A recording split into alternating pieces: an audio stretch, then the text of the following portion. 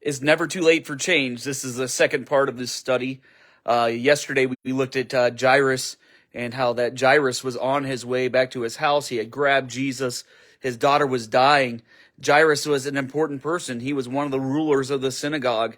He was one of the people that would have been the religious leaders that so often rejected who Jesus was. So this was an amazing thing that Jairus had accepted that Jesus could come and heal his daughter who was dying.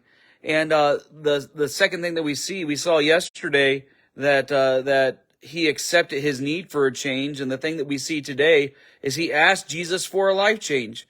In Mark chapter 5, verse 24, and besought him greatly, saying, My little daughter lieth at the point of death. I pray thee, come and lay your hands on her, that she may be healed, and she shall live.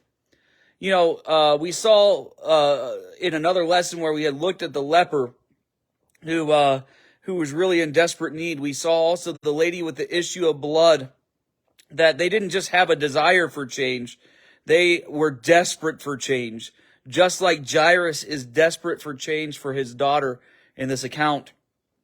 When we stand back and realize that we can do nothing to change our loved one's life, no matter how much we try, we need to be like Jairus, and we need to desperately seek help from Jesus.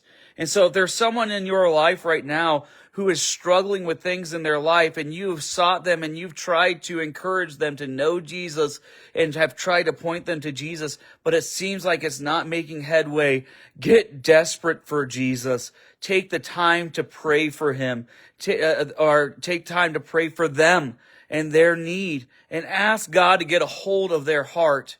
This may take a lifetime of prayer. There are many mothers who have prayed for a lifetime for their children to come to know Christ as their Savior before that change took place in that child's life. George Mueller was a famous missionary who was known as a praying man, had prayed for many, many, many years for several of his friends to come to know Christ as their Savior. Two of his friends came to know Christ as their Savior during his lifetime. Two of his other friends came to know Christ as their Savior after George Mueller had passed away. But it is never too late for change. Continue to pray for those loved ones, those people that you love and desperately want to see change in their life, and spend time with God, begging God to change them. Yes, we know it ultimately will come down to their decision whether they want to accept Christ or not.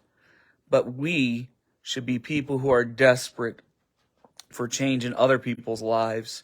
And we should be the advocates that go to the Father on their behalf in seeking the throne of God to speak to the hearts of people around us, especially those that we love the most. God bless.